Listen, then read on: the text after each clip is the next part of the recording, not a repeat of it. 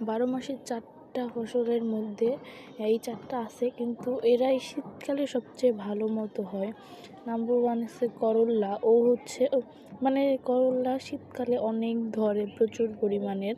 তারপরে নাম্বার 2তে আছে গিয়ে লাউ গাছ।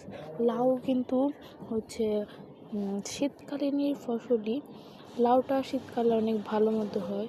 তারপরে টমেটো এখন 12 মাসেও পাওয়া যায়, কিন্তু টমেটো বিশেষ করে শীতকালে দাম প্রচুর কম, আর টমেটো শীতকালে বেশি হয়।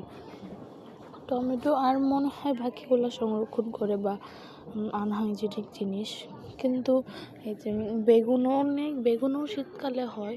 আর করলা অনেক ভালো মতো হয়, যেটা করে করলার পুরা জাংলা ভরে করলা থাকে। এইরকম একটা জাংলার সামনে বসে থাকে আর বাতাস খেলে কেমন মজা লাগে।